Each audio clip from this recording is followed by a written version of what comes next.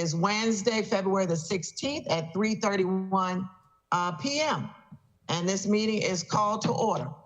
Roll call, Alderman Gay. Present. All right, Alderwoman O'Neill.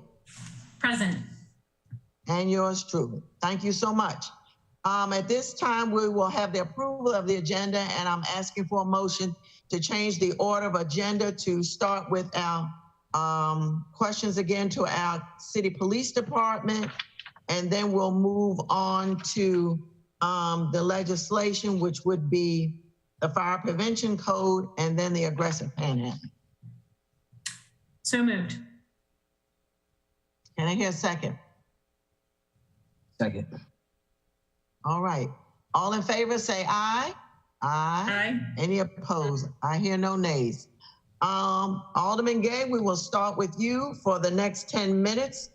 I tried to keep track. Last time you had 21 minutes, so we're giving our folks on the committee 30 minutes to ask questions in total. And then we'll move on. I'm sorry. You sure that's accurate? I thought I got on and like. Yes, it is. It is. Sent you an email, 5:39 to 6 p.m. You had 21 minutes the last time.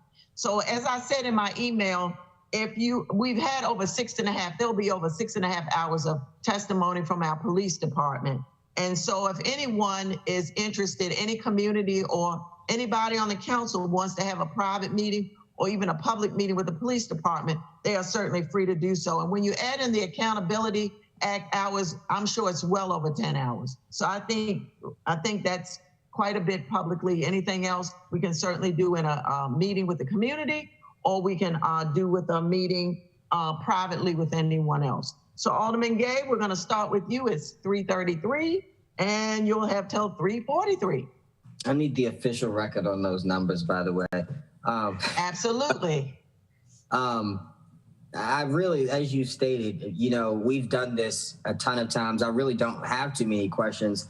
Everything that I, you know, had questions about was really related to the homicides within the city and that department in particular. Follow up with investigations, and it kind of, that's where we left off.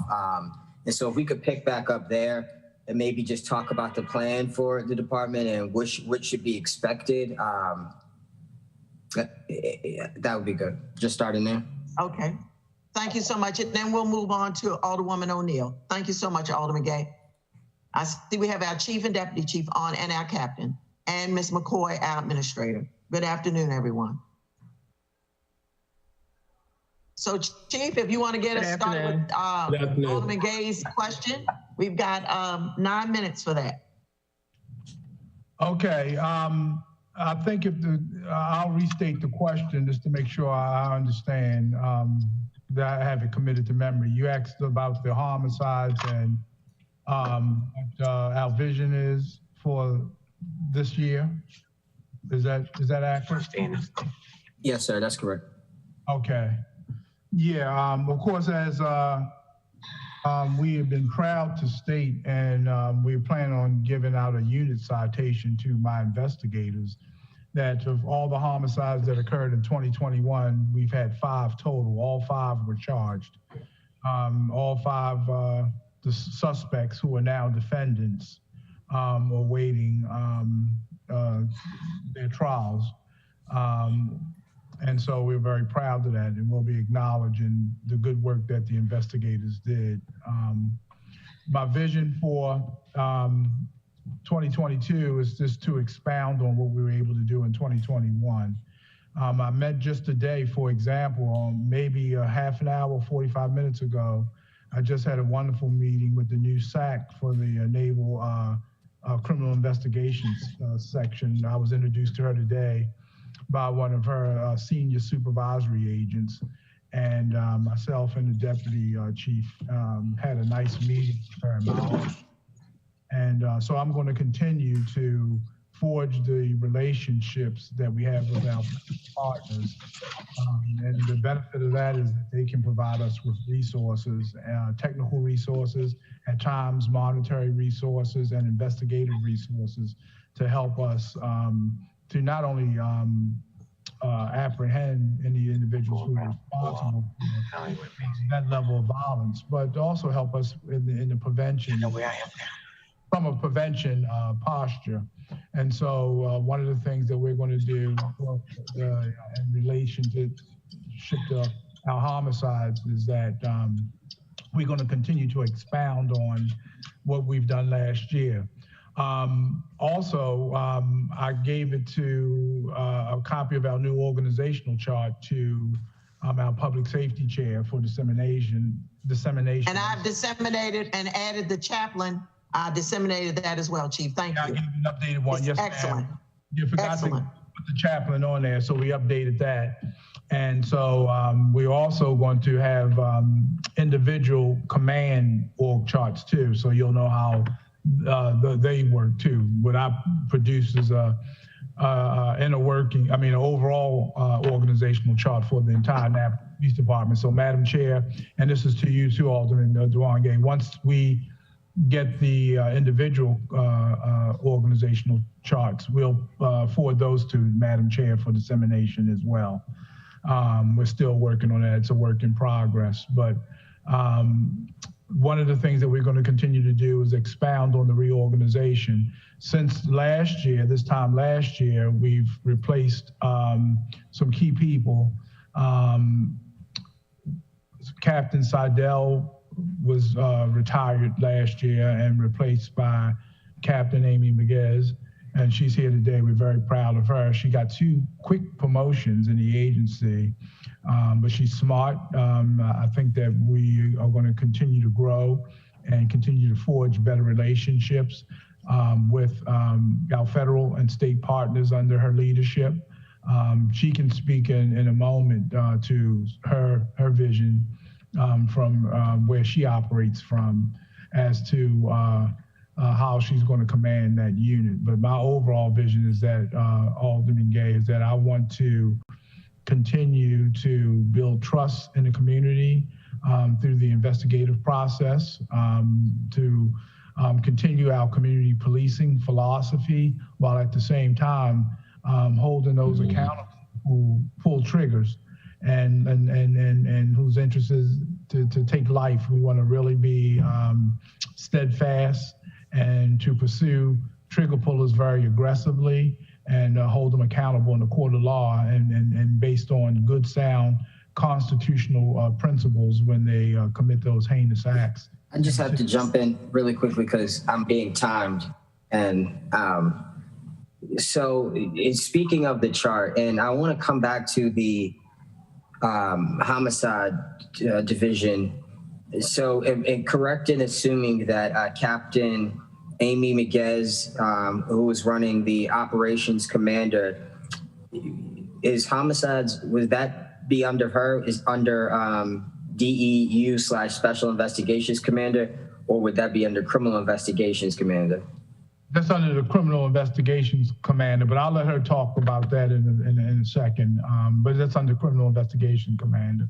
Okay. Also, before I forget too, also, I don't want for anybody to think for a second, we want to grow the cold case squad. That's very important to me. That was one of the promises when I came here 2.5 years ago, that we would have a very viable and effective cold case squad. That's still a work in progress. Of course, we have Sergeant Redondo and William Noel, who are doing a very good job. But I'm ready in 2022 to announce the solvability and the arrest of some of the people that's responsible in a couple of these cold case squads. So is he the only one doing cold cases, Sergeant? It says here Castro Redondo. Castro Redondo and William Noel are the only 2 that I have earmarked right now. We want to expand that. That was always my my intention to expand it. Of course, that was decided pre-COVID and pre a whole lot of things that's occurred. And so, is that normal for a city of our size? What would be how? For an office to run efficiently, how many staff members do you think would need to be added to this office? For my taste, I like 6. Ultimately, I like to have a sergeant and 6 that reports to the commander. But that's my taste. If I had my wish list, it would be a sergeant at about 6. And then my last question before my time runs out. Okay, the more we have, the deeper we can dive into older cases. I'm sorry. No, I get that. I'm just trying to, because I want to be respectful of everybody's time. And then would investigations of like a use of a firearm whenever someone, just a random shooting, no one's harmed, is that done by the, who is that under? It's done by the same investigators. So the same investigators that investigate the homicides, those 10 detectives, I think it is, they're the same one would do those investigations also. So whether someone is killed, someone is shot, or there is a discharging where we find evidence that there was a discharging, they do those investigations also. So best recommendation as we look forward to the budget for this upcoming year would be focus on both cold case staffing and staffing for this criminal investigation department under Lieutenant Kevin Krause? That's correct. Okay. Thank you so much. Thank you, Alderman Gay. And Alderwoman O'Neill, you have your 30 minutes. It is 3:42. Thank you. Thank you. If I don't use all my 30 minutes to one, you can have them. I have 2 questions, and it refers back to part of the presentation that was talking about sign-on bonuses for new recruits to the police station. And I wanted to know if we could expand a little bit on if there were any incentives or bonuses for current officers in order to keep them here so that we don't have to keep filling vacancies. That's a good question. Oh, go ahead, Stan. No, I don't see Dave on. I think Dave used that sign-on bonus not just for the new hires, but he also used it for, I think, the 3rd-year officer, if I'm not mistaken. So there is some built in to try to retain those young officers. I don't think it go as high as someone that has 10 to 15 years on, but I think he had the 3-year officers, if I got that time frame correct, was the one that we were trying to target and keep here. Once you get past that 3 or 4 years, we think you're pretty good. And so that's where he's been targeting some of the bonuses at. Okay, and that was going to lead into my next question. Jamie, go ahead. That was a grant program. That was a grant program, not factored into the budget. I just wanted to add that. Yeah, so he used that grant to do a few other things that also lead to retention. There was a reimbursement of gym expenses, or I think if you have a like an at-home subscription, fitness subscription, you could get at most $25 a month reimbursement. There was a language proficiency bonus if the department is using your proficiency in another language in our work. You had to show that you had used it so many times during the period. There was a bonus for that as well. So it was kind of things that we could help to, supplement the money from the city with this grant. So there were a couple of different things. Thank you. Sort of along those lines, do we have statistics for the number of people that come in, whether as into the police academy as initial recruits, or they've come in already as an officer, how long they stay? You said that if they get past that 3-4 years, then they tend to stay longer.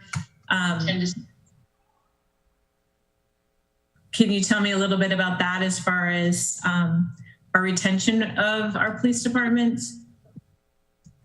So we do have those statistics. Unfortunately, Acting Captain Miguez would be able to get those to you. So we make sure we forward that to you. So we do keep those numbers. Right now, and I think currently we probably hired more lateral officers than we did new officers. And the benefit we get with lateral, we can get them on the street much quicker. I think we got 3 people coming out of the academy within the next month or so. We have 3 or 4 that's in that process as lateral officers. So we can get those numbers to you. But this year and end of last year, our focus was on both, but getting a lot more lateral officers in, get them trained, get them in the street so we can see a quicker impact. Do you know the difference, Alderwoman O'Neill, between lateral and entry level? I have a basic understanding. Somebody that's been a police officer someplace else. Right, and they're already certified, and they come here for either comparative compliance or to get recertified and learn our policies and procedures. And I don't mean to sound condescending or anything. I just wasn't sure if you knew the difference. That would be a lateral officer coming from another law enforcement agency that's certified through the Maryland Police Correction and Training Commission versus an entry-level officer who has no experience or who's been away from law enforcement so long that they would have to go through the entire entry-level process again. But most of our entry-level officers never had police experience before. They're just out of college or out of the military, and they want a career in law enforcement, and we train them put them through an entire police academy. So I just wanted to make sure we use those terms because we use them interchangeably a lot of times. I want to make sure that was clear. I appreciate that. Thank you very much. Thank you, Chief, for that explanation. Yeah, because our public may not know. Thank you, Alderwoman O'Neill. Go ahead. Thank you. And my next question is in regards to conversations we've had in the past and even prior to my position here about the substations in some of the neighborhoods, and specifically in the Clay Street neighborhoods. I've had a couple of people reach out saying that they thought that the substations were coming, wanted to know if there was a timeline in place to actually bring substations and have a higher police presence in some of our neighborhoods that are experiencing more violence or crime. Well, I just had a conversation with retired Sergeant James Spearman yesterday. He's a member of Universal Lodge 14 on Clay Street, right off of Pleasant Street. And it's one of the oldest lodges, a very established lodge. It's one of the oldest lodges in Maryland, all of Maryland. It's in disrepair. And so we've been working vigorously to try to bring it up to snuff. And the chairwoman could attest that there was a big ceremony because they received a grant. It's been placed on the Registry of Historic Places, so it has to be preserved legally now. And so the facade or the outside is being redone. We're working vigorously now on redoing the inside.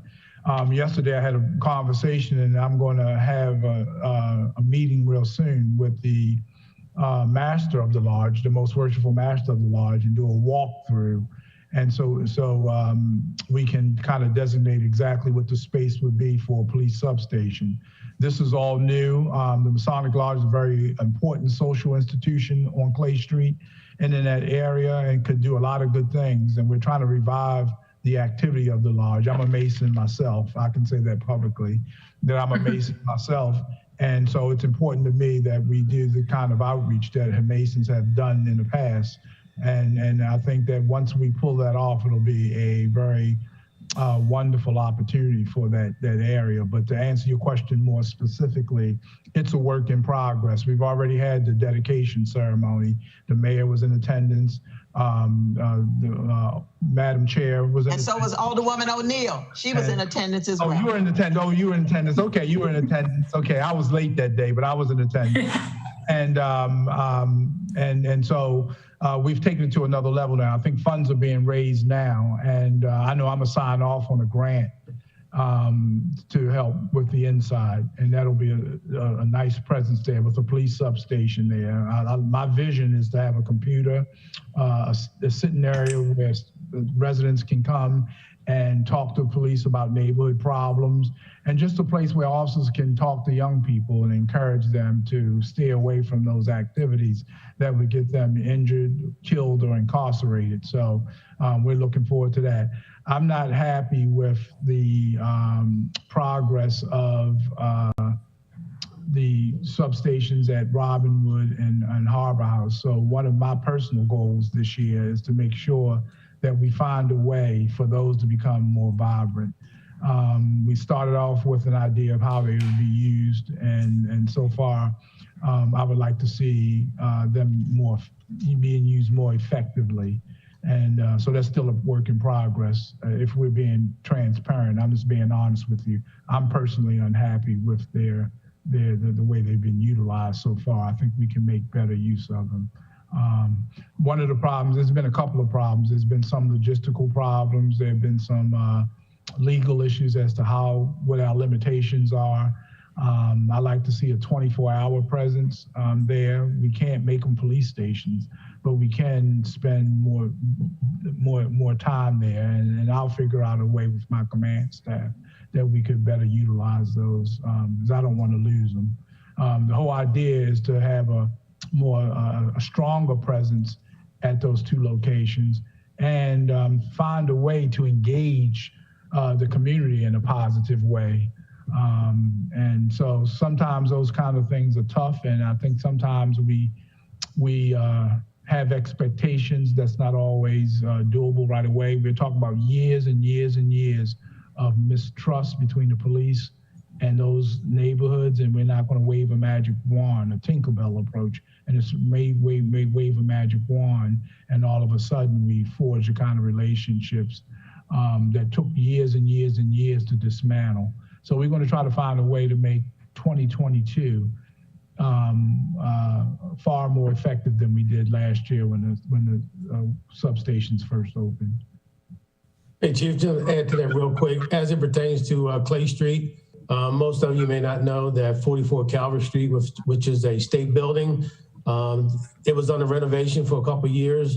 It's starting to come back into some occupancy. We're in the process of constructing a MOU with Maryland Capitol Police in reference to that building and the surrounding area, the parking lot, Clay Street, Pleasant Street. So as soon as we get that done, we'll let you guys know. But our hopes is that Maryland Capitol Police will also be a presence in that area and help us out in that area, in the Clay Street and Pleasant Street area.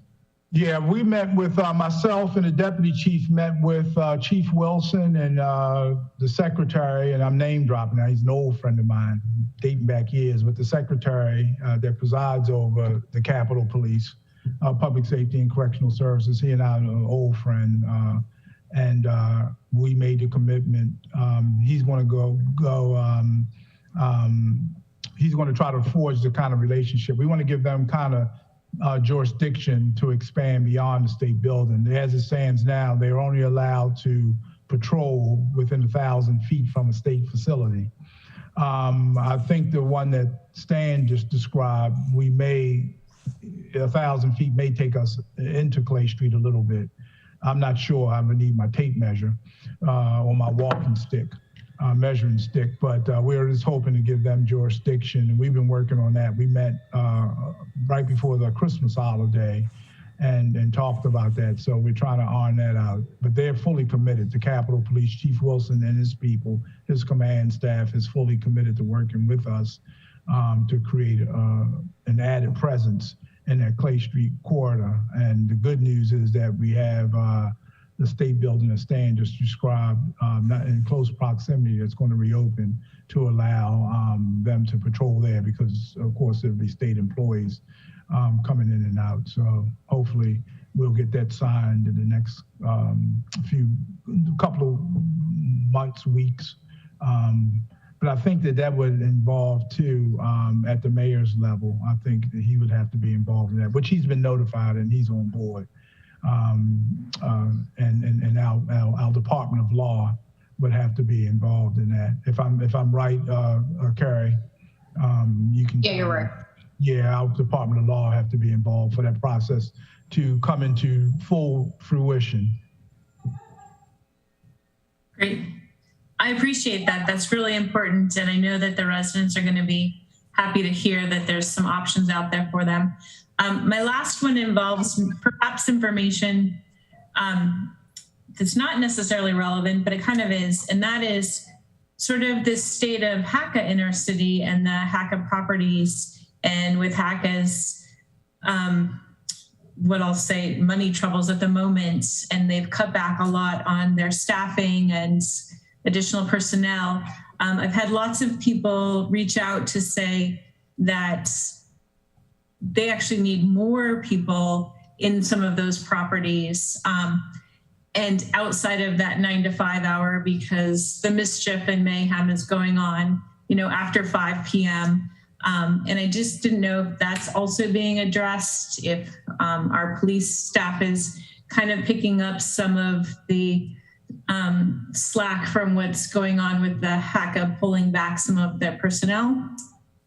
Yes, we're going to do our very best. But let me say this, Alderwoman, that the challenge, HACA properties, housing authority properties are problematic for chiefs all over. There's not a jurisdiction. I'm saying this, I'm looking right in the camera because I know what I'm talking about. There's not a jurisdiction in this country that doesn't have challenges with housing authority properties because the jurisdiction is so complicated. Ultimately, they're all under HUD at the federal level. It's a kind of quasi federal, state, local partnership in the jurisdiction that those properties are in. And what we haven't been able to resolve is where are the clear lines of authority. And that's part of the problem. It's like an elephant in the room conversation. Years ago, to give you some historical perspective, years ago, and during simpler times, we hired off-duty police and they worked on HACA property and pretty much enforced it. But then give you a few quick examples. Trespassing is an issue because it's a federal property and the city of Annapolis doesn't own it. Then when people trespass, we have to get verification that the people have been banned from the property, whether temporarily or long-term, and that they weren't supposed to be on the property. And only then can we take enforcement action absent of them having their own police. I know in Baltimore and other cities, they used to have housing authority police, full-fledged police that work specifically for housing authority. Those programs were cut back a few presidents ago, I guess going back to Bush 41, maybe, that those programs were cut. And then they depend on local jurisdictions to pick up the slack for public safety. So it's been a very, very frustrating, complicated process ever since. At the end of the day, if a shooting occurs, and that becomes Captain Miguez's problem for one of her detectives, if a homicide occurs, then we do have full authority to investigate that homicide. What we don't have full authority to do is enforce lease violations and all those things that lead up to some of the social disorganization that occurs. And so every day that I come to work, I think my job as a police chief is to try to come up with some ideas to address those. And it's very, very complicated because there's a lot of moving parts to it, and not one person has the ultimate authority. Not a member on the council, me, the mayor, and no one person has the ultimate authority to lower the gavel and say this is how we're going to operate. And therein lies the problem with our HACA property. So we're going to continue to do our best to create as many programs as we can with the support of our alderwoman, our public safety chair.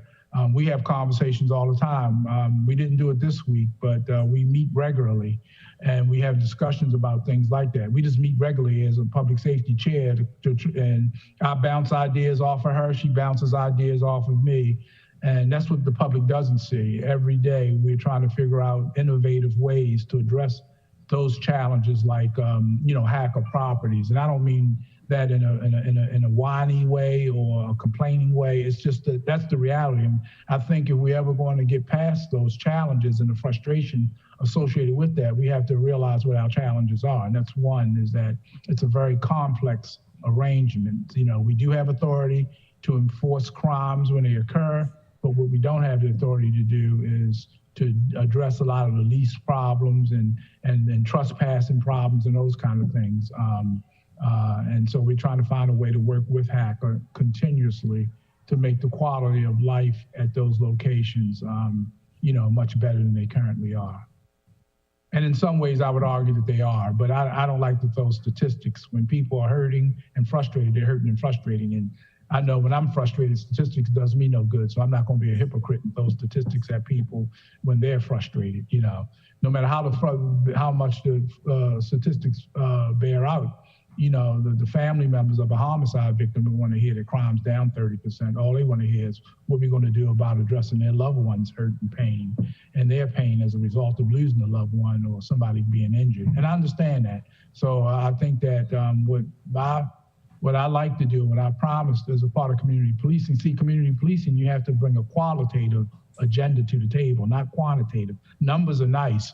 But numbers, if one family is affected by something, then we have to address that, you know, and throwing numbers at them. And I've seen police chiefs do it and police managers. I tell my staff, we're not going to do that. Not representing me or the Annapolis Police Department. We don't throw stats at people. We deal with one family at a time and do our very best to address their issue. We don't always solve their issue. Sometimes we can't. But at least they know that we care enough to listen and do our very best that we can to address their problem and not throw stats. Because I've heard since I've been here, well, crime's down 40%, lady, what you complaining about? That does nothing to her when somebody's threw a rock through a window or a car's been defaced or a son got beat up, you know, and she wants justice, and that's what we're trying to do. I appreciate that. Thank you so much. That's the end of my questioning, but I appreciate everybody's time and answers to helping us fully understand all the different working aspects of the police department. Thank you. Yes, ma'am. Thank you. Thank you. Thank you, Alderwoman O'Neill. Alderman Gay, Alderwoman O'Neill has 10 more minutes. Did you want to take her 10 minutes since she said she would yield them to you? I did have some questions based off of the conversation she just had. Yeah. Just want to remind everybody, we do have a hard stop at 5:30. Economic Matters starts at 6:30. Our team needs an hour to get on. So thank you. Yeah, I'm on that committee, so yeah, trust me. And as it relates to jurisdiction and giving outside agencies jurisdiction to patrol within the city of Annapolis, what would the legal side of that look like? The first thing I automatically thought of was like the John Hopkins situation in Baltimore, where they were expanding jurisdiction and allowing them to patrol in Baltimore City. What does that look like? Is there an agreement? Are they, you know, maybe can they patrol but not arrest, or how does that work? Yeah, I'll answer that question. It's a very simple response. It's going to be basically an MOU where we give whatever that agency is the authority to operate within our jurisdiction. And depending on what more there is, it's not going to necessarily, depending on what the MOU says, it's not going to necessarily be them patrolling. It could be them assisting if there's a call for service where there's, you know, more backup is needed. You know, it really depends on what the MOU states. So at a baseline, it would have to be an MOU where there's sort of what it's called shared jurisdiction, but they're not necessarily going to be limited. They can still do, you know, effect an arrest if necessary, and as long as the parameters of the MOU allow for it. They're not sort of restricted in their law enforcement powers just because they're outside of their normal jurisdiction, in as much as they actually have the law enforcement powers to begin with. I hope that answers your question. Yeah, that makes sense. Now, that doesn't mean that we abdicate our authority as the primary. We're responsible. That doesn't mean that I'm giving away authority as the chief of police, and the men and women of the Annapolis Police Department we're still your point person. You know, as an elected official or citizens that may be listening to this, the Annapolis Police Department is still the primary agency.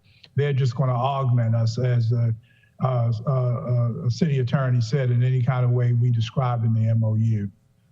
It just creates a presence. There's a lot of benefits from it. It creates a presence. And then I'm more interested in proactivity as opposed to reactivity. Whatever we can prevent, I'm on board with doing whatever it takes to prevent crime.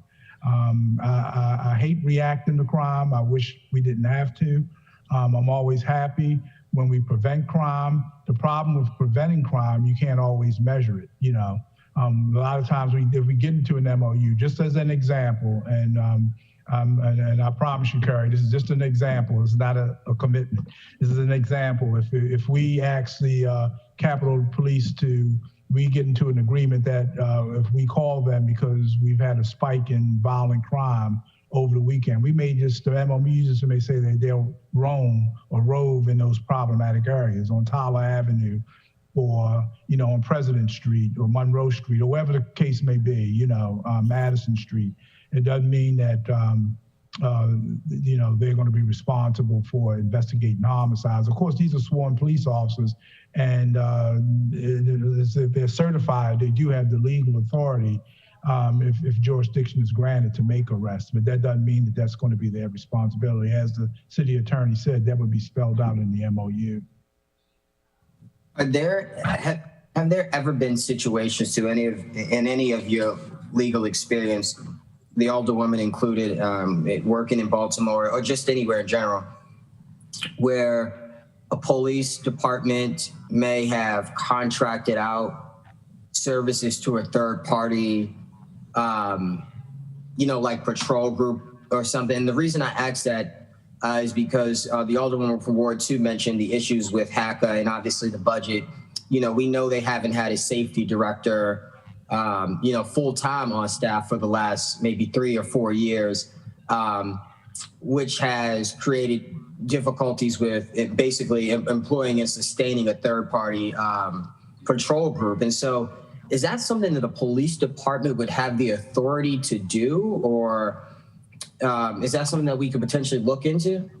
Well, in Baltimore, the police commissioner of Baltimore City, I know because I used to prepare him for him, he can grant commissions. It has nothing to do with me, but to answer your question, the short answer is yes, it has been done. In Baltimore, what they do is they give private security agencies commissions, and those commissions gives them the authority to arrest, limited authority to arrest. And I say limited, the limited authorities on the properties that they're responsible for patrolling. A lot of, not even public housing, a lot of it's private property that's managed by a management company. And as a part of that, they'll apply to the police commissioner of Baltimore City to have police powers and authority at shopping centers, at housing complex, both public and private, and things of that nature, to free up officers to continue to patrol the streets. Baltimore sees it a lot smaller because the agency is so large. I don't think it is now, but it was once the largest agency in all of Maryland by far. I still think it's amongst the largest, but now I don't think it's larger now. I think maybe PG County may be the largest one right now. But to answer your question, yes, it's done. I don't have any authority to issue commissions to private people to allow them to, but the Commissioner of Baltimore City does, to allow them to and then I don't know, maybe Carrie can weigh in on this, but I know in those days when they were granting commissions in Baltimore City was a state agency, and the commissioner derived most of his authority from the Maryland General Assembly. So it gave him a lot of powers that a lot of police chiefs in other jurisdictions didn't have. But the concept that you articulate has occurred. To answer your question, it has happened.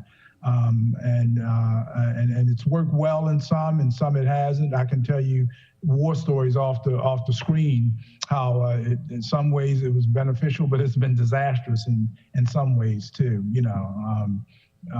because the companies that hire, it depends on the security company, where the challenges are to get the right people there. We had a lot of tackleberries, if you remember the old movies, police squad or whatever that comedy was. You remember Tackleberry with the long guns? And so when the commissioner gave these guys commissions, some of them with real long guns with vents that could shoot through safes, and they never had any police training. They just watched too many Clint Eastwood movies.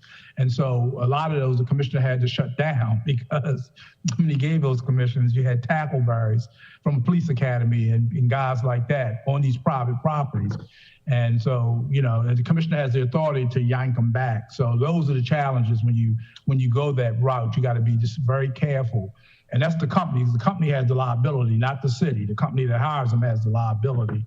And when you get those kind of people who could never be police, government police departments, they failed the psychological or the emotional test.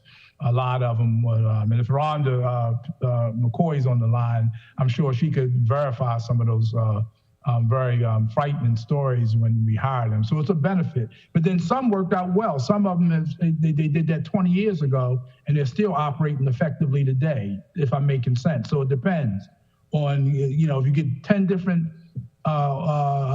businesses and apartment complex, you have 10 different security companies on that property, but they don't patrol the streets. They just simply stay on those properties. And the minute they step off those properties, they're in violation of their commission.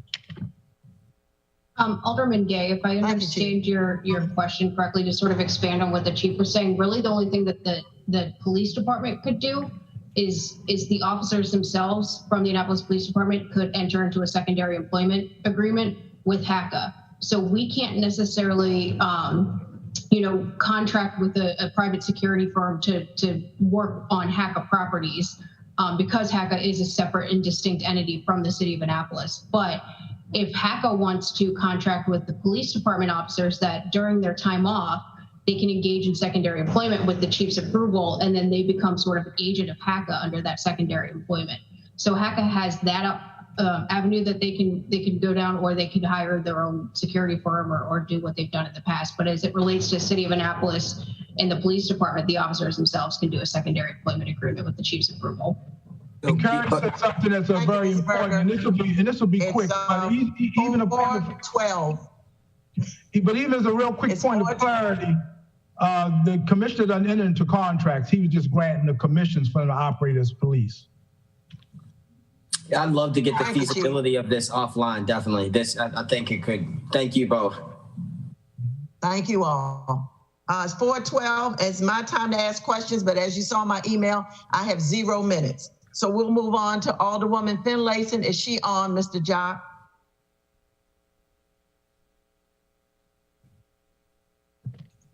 Mr. Julian? She is here, and so we're... All righty. Alderwoman Finlayson? 4:12, 10 minutes. Thank you so much. I will yield my time to whomever. Thank you very much. Thank you. We can move on to Alderwoman Tierney. It is 4:13. Thank you. Okay. How much do I have? Okay. 10 minutes. Oh, okay. Okay. So let's figure about 2 minutes each question if we can do that. This sort of relates to what my colleague Alderman O'Neill asked. Chief Jackson, could you give us what your description of a substation is? Well, I think a substation is a place where the community feels comfortable and a part of partnering with the police. My vision for a substation is a place where anybody at any time can come in off the street and talk to the police. And it could be a whole array of topics. It doesn't have to necessarily be about crime.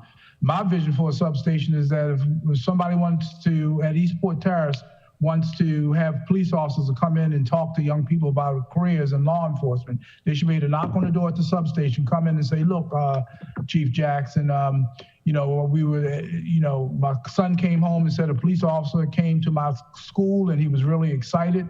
And, you know, I told my son that, you know, you can be a police officer just because you grew up on Madison Street and Harbor House or Eastport Terrace doesn't mean that you can't be a police officer. So would you come into send somebody, or you come, Chief, and talk to people, or my car got broken into last night, Chief, and is there any advice you can give me? I made a report, but I want to better secure my vehicle. Is there any tips that we can that you can give us? So I want them to be hubs of places where people can come. Bring your kid there. He's acting up in school. Will you talk to him?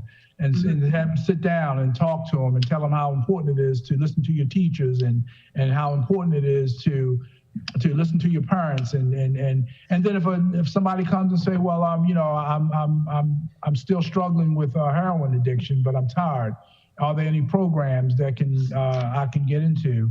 Non-judgmental, and then we call the crisis intervention crisis response team, and Sergeant Vaden says, look, this young man, we'll call Robert Horn or whoever, and says this young man wants to get off heroin, and so can we get him to a facility right now? You know, and when you have centers that operate that way, that guy who broke into cars wants to support his drug habit, if he's going to get treatment now, that's one less car that's going to be broken into to supply a heroin habit. So I envision this will be friendly places, user-friendly facilities that people can come in and help foster the type of relationships with law enforcement that builds trust.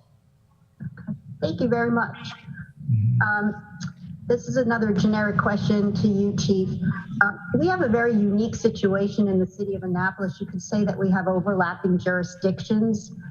You know, the state, the county, the Naval Academy, the Capitol Police. Within 2 minutes, could you say where that is a positive thing versus where it is a negative thing? I guess I'd like to hear more on what the negative parts of that is, if there are such things.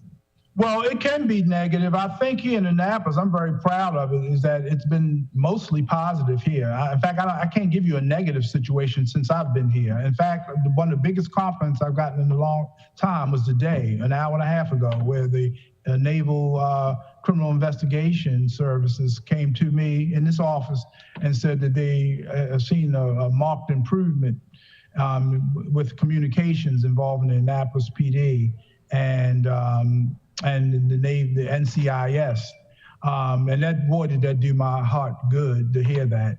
And so, you know, we should have learned as a nation after 9/11. The biggest tragedy of 9/11 is that other agencies knew that these attacks were going to occur, but people got so accustomed to keeping the information siloed and not sharing information that the time, and this is American history now, by the time they start running those planes into these buildings, it was too late. But then when they held Senate hearings and House hearings at the congressional level, it all came out that the FBI had some stuff they could have shared with the NYPD. The NYPD had stuff they could have shared with the FBI, blah, blah, blah. And so I was determined when I came here that I was going to set a culture that at the end of the day, no matter what your agenda is or whatever level of government you serve at the end of the day, we're in the business, if you're in law enforcement at any level, is to save lives.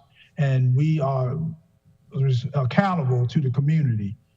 We're accountable to elected officials, but ultimately our final customer is the community. They have the final say so, because if none of us does our job, they're gonna come to you as they're elected, they're all the men and women, and then they're gonna come to us because they uphold us, empower us to represent them. And so so in that relationship, this is part of my third question, is in that relationship, how do we coordinate, or who coordinates with Homeland Security on those type of issues? Well, we have good relationships. It depends on what the issue is. We have the Maryland Center for Assessments and Coordination, MCAC, run by Dave Engel, and I can rattle off their first names, not showing off, but that denotes a relationship. And so it depends on the situation. Like when one of the most impressive things I've ever seen Alderwoman Tierney was last January when they had the attacks on in Washington, D.C. And of course, Annapolis is the closest capital city in the country, in this entire nation, to Washington. So the fear was that if they couldn't breach Washington, they were going to come here. And I get emotional. I was damn near ready to cry when I saw the sea of federal, state, and local police officers coming at the Naval Academy parking lot right down here on Taylor Avenue. I mean, it was something to see. And that all took place because we talked. We all met, and we all sat down with a cup of coffee, and not a whole lot of frills, no fanfare, and said, this is what the issue is. And we all knew what the issue is. We're all watching 6 o'clock news. And we knew that Annapolis, the city of Annapolis, was very close proximity. We received some intelligence information that if they couldn't breach DC, they won't come here to make their statement. And we were determined that we weren't some small country city that they want to be able to come here and just breach it. And so they would have been idiots to come here. That's how much unity and force that we had. And that people were able to walk their dog on a Sunday morning. And the backdrop was beautiful. You know, a lot of residents didn't even know we had, 2,000 law enforcement officials in the city of Annapolis. It was done in a way where people could still walk their dogs and go for a brisk walk on that Sunday morning. And it was a beautiful thing. I get emotional thinking about it because it was one of the most coordinated efforts. And that's what can happen, Alderwoman Tierney, when people talk together. So I would say overall that the state of our federal relationships and state relationships is the best that it's been in a long time. And I don't take full credit for that. I take credit for people like Amy and Stan. He's gone now, my deputy chief, and just everybody who wants to see Annapolis become a world-class police department. I think I have 2 minutes or 1 minute. Go ahead. You've got a couple minutes. Yeah. Okay. Go right ahead. Thank you for that. And I asked that question because I do see it as, overlapping circles. And, there's always been the discussion of, separating county and city. And I don't want to get into that. But, it's when you look at that collaborative effort, and I wanted you to sort of portray that picture and how it's almost inseparable. But violence prevention, this might come up during the budget. I don't expect you to answer it today, but would you be able to ascertain how much of your budget is focused on violent prevention? Is that today, could you give me a percentage? We'll get you a ballpark figure. Of course, it would be an estimate, but I will get you an estimate. And we'll do that by and I'll tell you the formula we'll use. We'll use the formula. We'll look at our organizational chart, our units that's responsible in the prevention end, and how much it costs to run that unit. Therein lies how a ballpark estimate of what it would cost on the prevention end. I asked that because of jurisdictions having reacting, with new legislation. I'm seeing or looking at a lot of other city budgets, and these categories are somewhat repeated. Violence prevention, and the last one, and again, you probably don't have to answer today. Maybe during the budget reviews, how much reliance on grant funding do you have, and do you see any risk in doing so? But that's sort of a budget review question. No, I promise you, I'll answer that quickly. We depend on it quite a bit, and it's a lot of benefits to it, and we have a good team. I see Lieutenant Acting Captain Dave is on the line. We talk about that. The only thing I would caution you, grants, sometimes when you apply for them, it may be a year before they were actualized.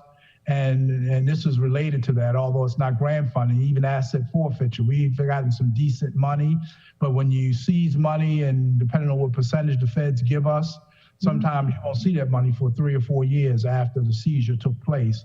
The money does come, and the commitment's always honored, but it's not a quick fix. So a lot of times, until we get that money, and that money it comes to us. Sometimes it's 3 years after the seizure. We rely on our general budget to take care of those things, But I hope that answers your question. And one other thing I want to say real quickly that I didn't say on the screen, the benefit of federal partnerships too.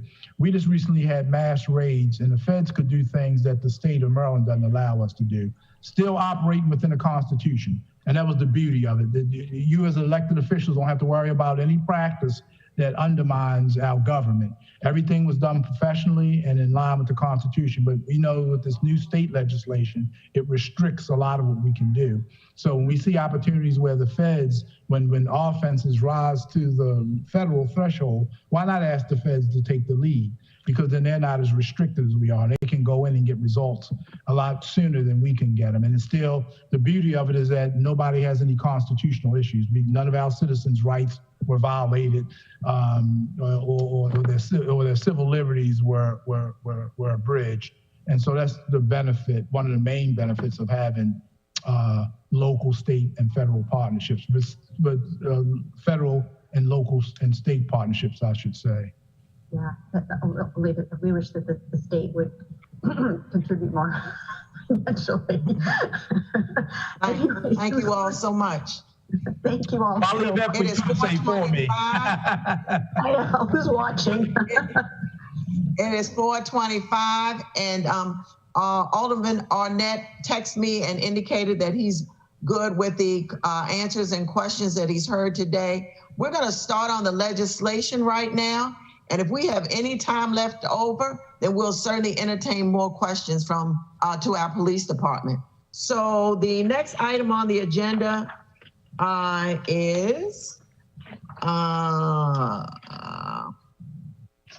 Ordinance 1-22, Fire Prevention Code Sprinkler Systems.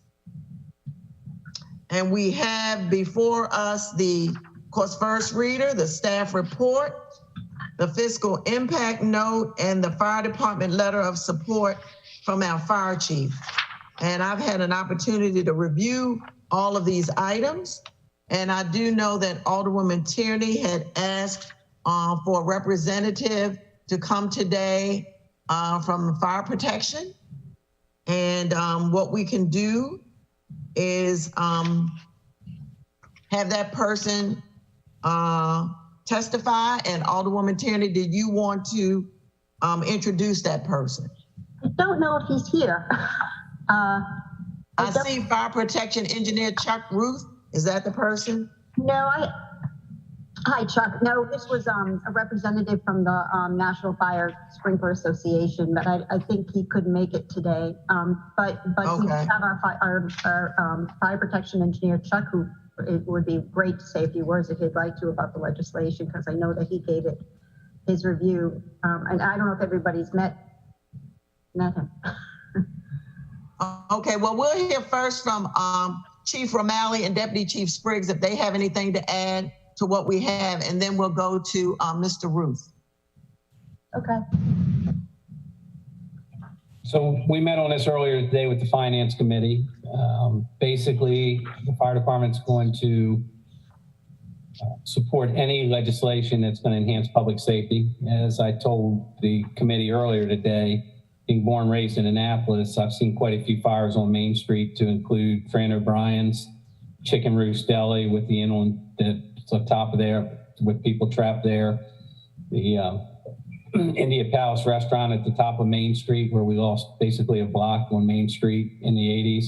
And then the most recent fire that we had that was major at the city, on Main Street, was in the area of Zachary's Jewelries, in which, you know, where Starbucks is now, that building, that lot was vacant for quite a while. So all these fires have cost multiple millions of dollars worth of damage, lost revenue to the businesses, and then it's damaged our historic district.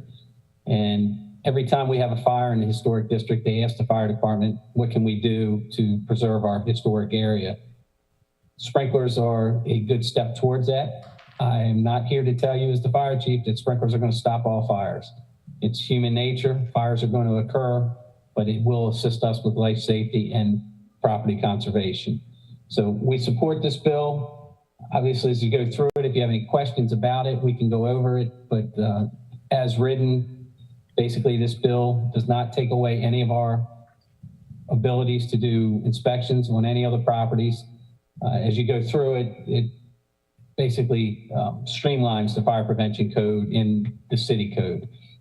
And there were some duplicates between what we adopt, because we adopt the National Fire Protection Association's fire code, which is promulgated by the State Fire Prevention Commission, and then the National Fire Protection Agency's Life Safety Code. So that's our responsibility when it comes to the inspections.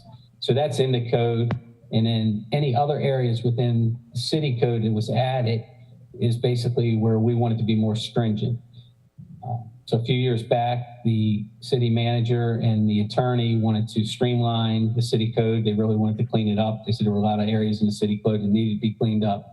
So when the sprinkler ordinance came about, they felt that was a good time to streamline the fire prevention code.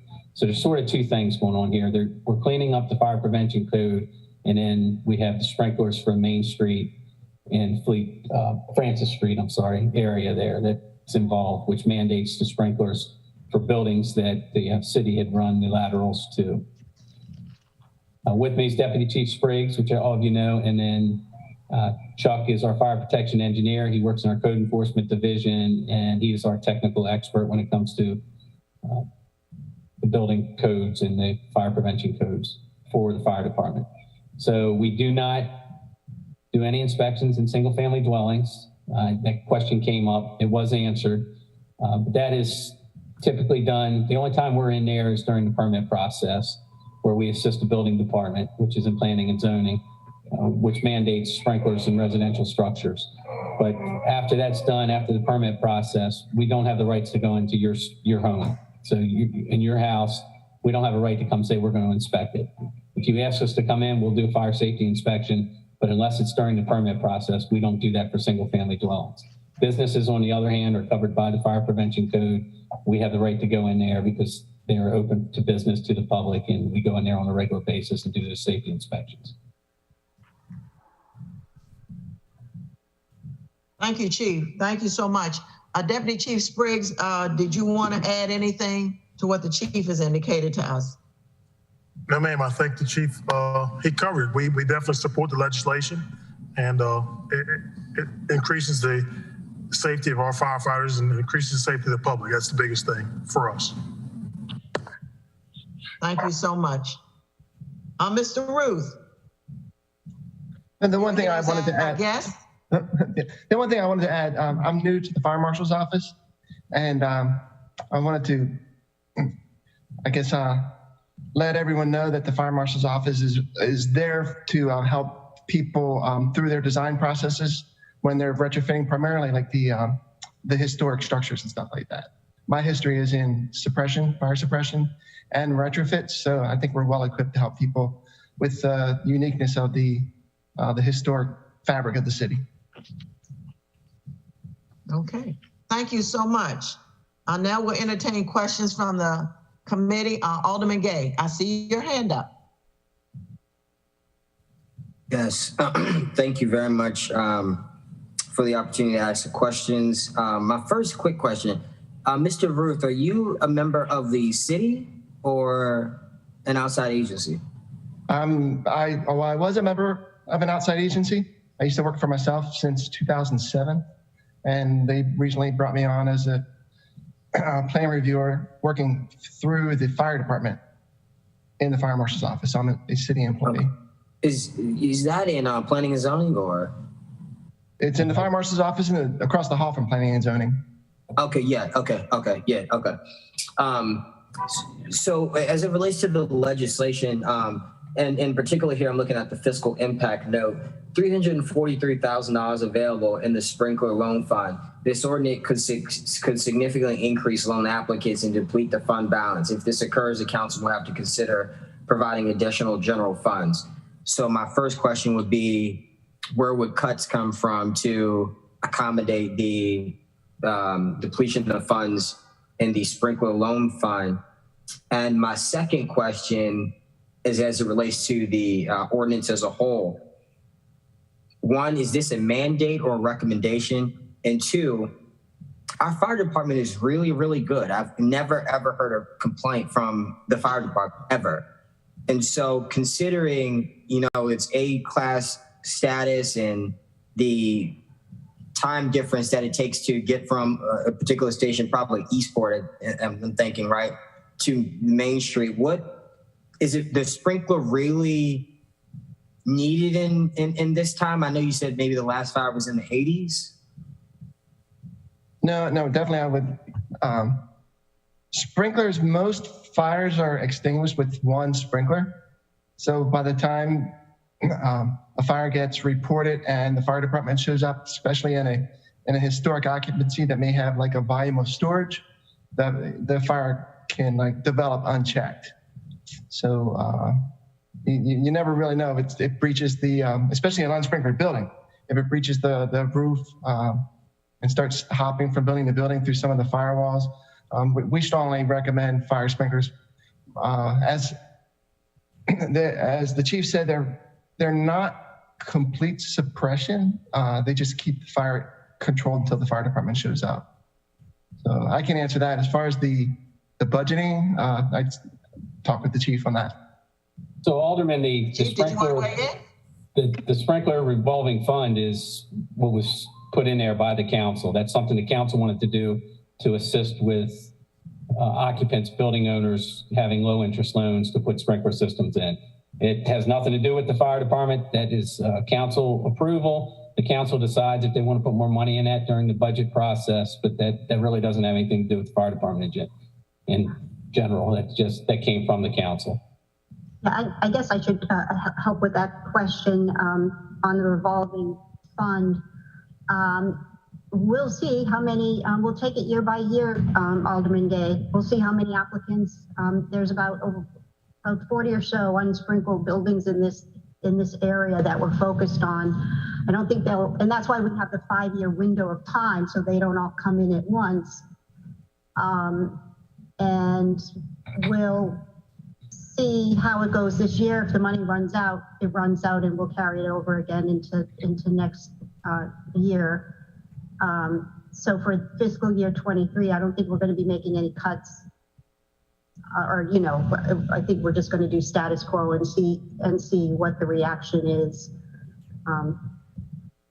Has that also been taken in consideration, the actual construction and, maybe, I don't know, I'm sure we'll require some of the streets being blocked off for a certain amount of time, the sidewalks. Will there be significant changes to the physical infrastructure outdoors during any construction period? No, I would say that we've made it as easy as possible, relatively speaking. One of the impetus behind this is that we have already in this particular area have done sprinkler runouts to the curb.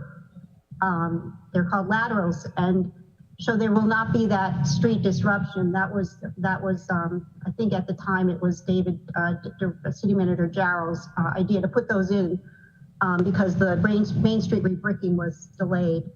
So we put those laterals in to the curb. So we won't have that trenching in the street that would be disruptive. It would just be a sidewalk trench. The sprinkler fund isn't to like any loan. It's there for them.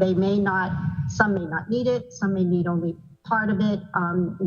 We limit it to $20,000. So we're trying to, get as many people as we can each year. I'm not sure if that was your question. It was because the fact that we limited to 20, it's available to more people instead of just having it out there for one person to take the whole thing.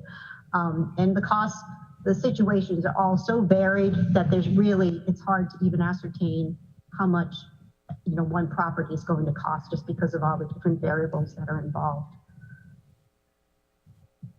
And yes, I would say it is, if this is passed, it's in the law that you would have to sprinkle your building within 5 years. 5 years is the window of time in this particular area where we have those sprinkler runouts.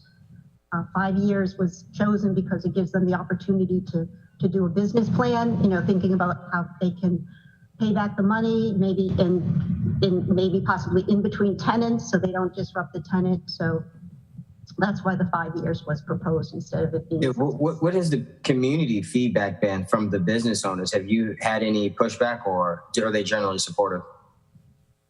Surprisingly, we, from some of the bigger developers like Mr. I don't want to mention names, but we have probably two predominantly big, property owners there.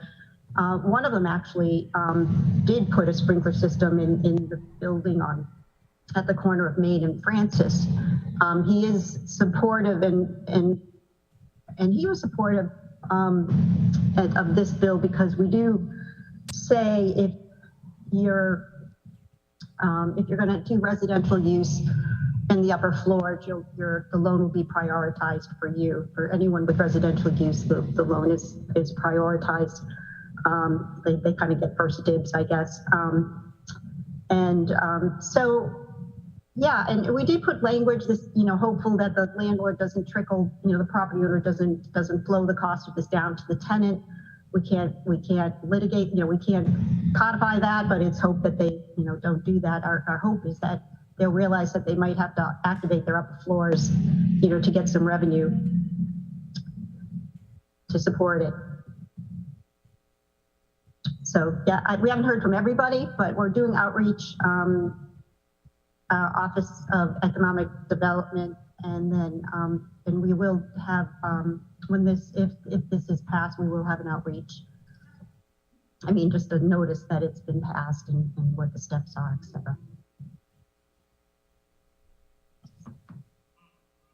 Thank you. Alderman Gay, did you have any other questions? Okay, thank you. Alderwoman O'Neill.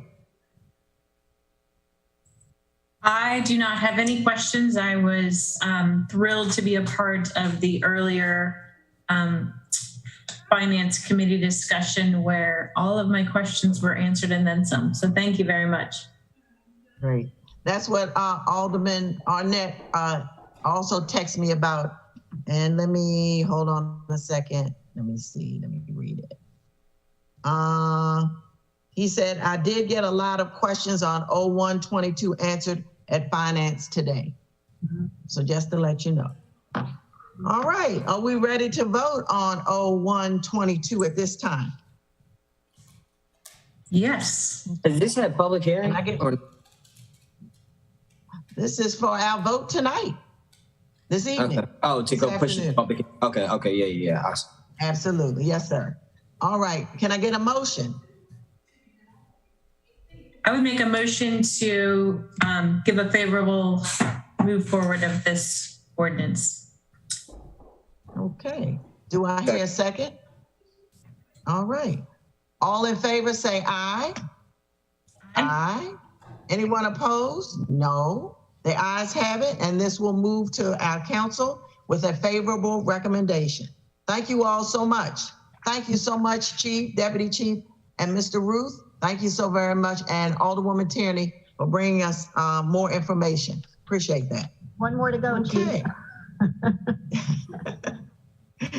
And we'll move on to our next piece of legislation, 0422, which is aggressive panhandling. Just a couple of items. I did have a chance to review the first reader, the legislation itself, the staff report, as well as the fiscal note, and just some information that I had received from our Office of Law. This was a piece of legislation that was passed earlier. The original bill from Alderwoman Tierney did not include, unfortunately, any penalties at that point. And this bill is just to add that part on there since this legislation is still on the books. And I just want to add one caveat. I think we've had some concerns as to possibly constitutionality regarding this, but number one, that's not what the legislation is here for today. It's just for the penalty portion of it to add that. But just in reading the ordinance, as you know, it has aggressive panhandling, which is different from panhandling. And I think it should be noted that aggressive panhandling, according to the bill, shall not include the act of passively standing, sitting, or performing music, singing, or other performance with a sign or other indication that a donation is being sought without any vocal request other than in response to an inquiry by another person. And it's a misdemeanor. And this basically indicates the following actions could be considered aggressive panhandling: touching the solicited person without that person's consent.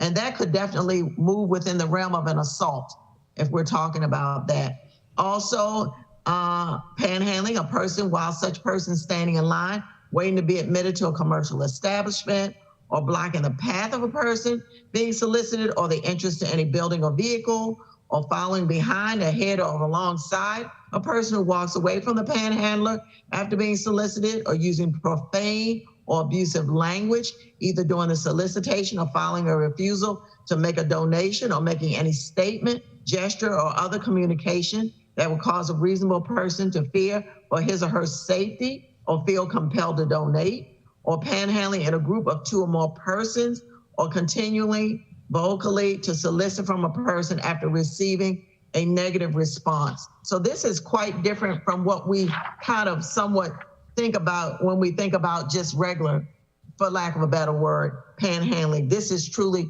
aggressive and sometimes can fall into the realm of an assault. So does anyone have any questions or comments concerning aggressive panhandling? And I will let our city attorney, assistant city attorney, take any questions if we have any. Alderman Gay. Well, I think it has to be moved before any questions. No? Okay. No, we can have questions before. Yes, yes, sir. I will not vote for this. I think even I've looked at your description. I've read the legislation as well. I'm well aware of the difference between aggressive, which could be more physical, you know, a more cutting type, as opposed to the sitting on the bench asking or sitting on the ground asking. I just think this is a bit much. I think some of the comments and public testimony to support this were disgusting, dreadful, and racist. I don't like this bill because I think it leans toward those three adjectives as well. But I don't deal with the War 1 area, so, but that's just my thoughts on it. Okay. Thank you, Alderman Gay. Can I speak, because actually the reason why this was changed is partially because there were questions that were asked of me a few months ago, and I noticed in the code that it's declared a municipal infraction. And so I was the one that said maybe this needs to be changed to a misdemeanor. Now, with reference to what Alderman Gay was saying, I think that the language could probably be amended, because, you know, there are certain things where if you're continually vocaling to solicit from someone, maybe that doesn't arise to, you know, something being misdemeanor worthy. But if there is someone who is, you know, sort of grabbing someone constantly and asking for money, maybe that is misdemeanor worthy. So the premise behind, or the intent behind making the change, was removing it from a municipal infraction violation and making it into a misdemeanor. Because if it's a municipal infraction violation, how can you have to give like a notice of abatement, and then you have to give them the opportunity to abate, and that just sort of doesn't apply or jive into a situation where there may be aggressive panhandling. So that's just sort of speaking towards the penalties of it, not really speaking towards the substance of the definition of aggressive panhandling, which probably could benefit from amendments and cleaning up some of that language, to Alderman Gay's point. I just wanted to make that part clear, because I was the one that discovered it and also brought it to the city attorney's attention and said this probably needs to be a misdemeanor as opposed to a municipal infraction. You want to explain the difference, Ms. Berger, between a municipal infraction and a penalty? Between a misdemeanor and a municipal infraction? Yes. Well, so if it's a misdemeanor, it's a crime. If it's a municipal infraction, it's the civil aspect of it, where a fine can be assessed, but also before you get to that point where a fine could be assessed, there is a notice of abatement that has to be issued. And so, you know, let's say someone from planning and zoning would be the one to go downtown and issue a notice, a correction notice, essentially. Give them 30 days to fix that abatement.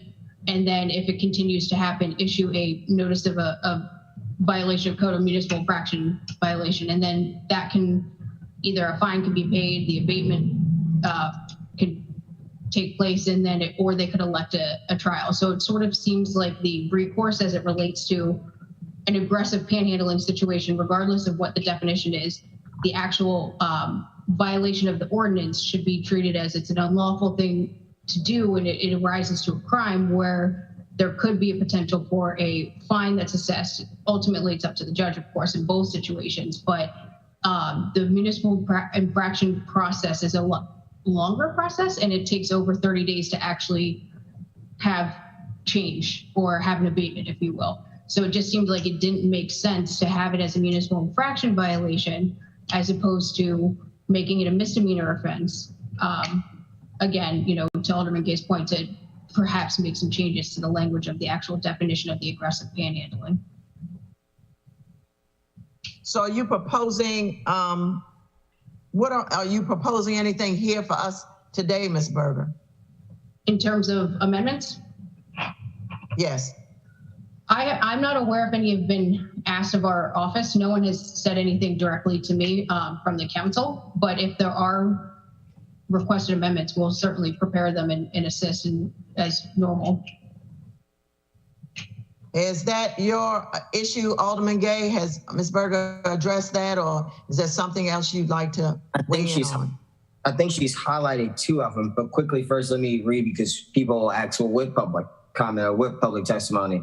And you can type it in and just go look at some of the stuff that came in from 0422, one of which is a walk in the city center of Annapolis should not be a constant game of crack-a-mole in which the walker is constantly forced to dodge drunks, crooks, and crack's heads that randomly pop up in the streets. I mean, come on. If convicted, here's another one. The city should also amend the ordinance to include, if convicted, up to 1 year in jail, serving at least 70% of the time in custody, a fine of $1,500 and a stay-away order from the city of Annapolis. So we get the position that supporters are taking in their, or the stance that supporters are taking in their support for this legislation. I think then to the point that the city attorney just made, if somebody is panhandling aggressively or unaggressively, I doubt that they have the finances to deal with any legal troubles. And I doubt that the last thing they need would be being attached to the criminal justice system in some way, shape, or form that would exacerbate the current situation that they're already in. And that's my fear. It's just like, why are we punishing homelessness? Because at the end of the day, that's what it is. Or punishing addiction because the individual may be suffering some sort of, drug or alcohol abuse or just mental health stability. And so I get, I think that's a fine line to, kind of tread there. And so I'm worried about that. Alderman Gay, and I agree with your concerns. I don't want us to be led by some comments. I read the same ones you did, and I'm likewise disturbed by those comments.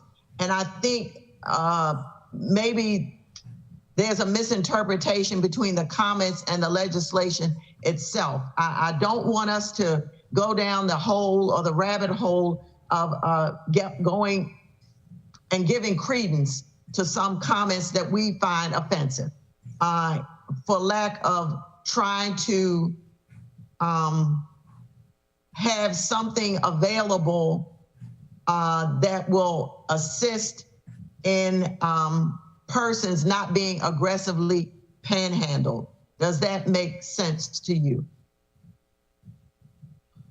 I think again, I get the general understanding of it, but there's just issues to passing legislation like this because then enforcement comes into play.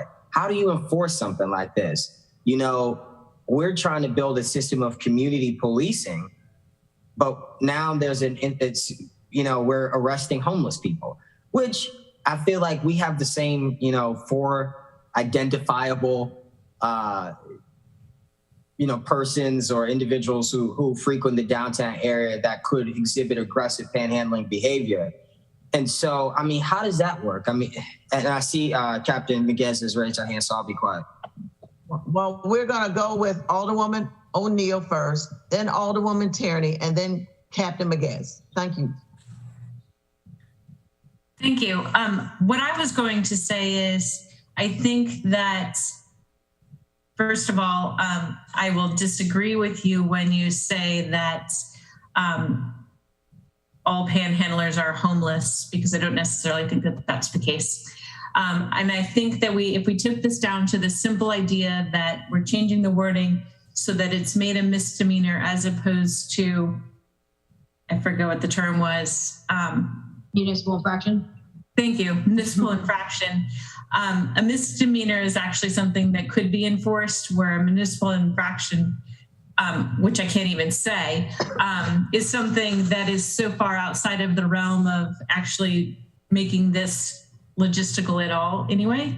But if you just take it as that it's a misdemeanor, and if the issue is with the language of what constitutes aggressive panhandling, then what I would say is that we should table this, do some amendments, and then discuss it after the language is at a place where we can move forward with the idea that a misdemeanor is better than a municipal infraction. But if I'm correct in assuming the city attorney, and this is just based off of the limited criminal justice knowledge that I have in my 3 years at UMES, a misdemeanor is a criminal offense, correct? And so you would still have to go through some criminal process, whether it be a fine or community search, something would have to be done to make up for the fact that you have been charged with a misdemeanor. But isn't it also a misdemeanor to urinate in public, and you still have to go through all of that? You know what I mean? Like, you're comparing it against whether we want to send them to jail or not, where it was said by Ms. Berger that it's up to the judge to decide what the consequences are of this misdemeanor. And honestly, when I've had interactions with aggressive panhandling, it's a situation that does ruffle. Did I go and find police to say, oh, please arrest this person? Or not necessarily. I think if it escalated, then possibly that would be something. But I don't think that every single person on the street who is going to follow me and ask me a second or third time is going to be turned around and be led to the police. Does that make sense? I think I get everybody's stance. I think, again, why would we even want to put them in the position of having to go before a judge for this? Two, we don't know if people will start calling. Again, prime example, I remember I was out at dinner under the stars with some people from the city office. We're out, chilling on the West Street corridor. An incident took place where a person is asking for change while people are sitting down and all this stuff. The very first thing the couple did was start to wave to the officer down the street. I mean, I just think, I don't know, it's just my personal opinion, that's all.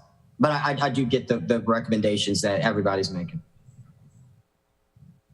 Thank you. And I'm gonna put a pin in what Alderwoman O'Neill indicated about maybe tabling this for amendments, even based on what Ms. Berger stated. Alderwoman Tierney, Ward 1. Thank you. This is very difficult legislation to defend. I think the best that I can do is explain it that it is to address an existing problem. It isn't to create a new one.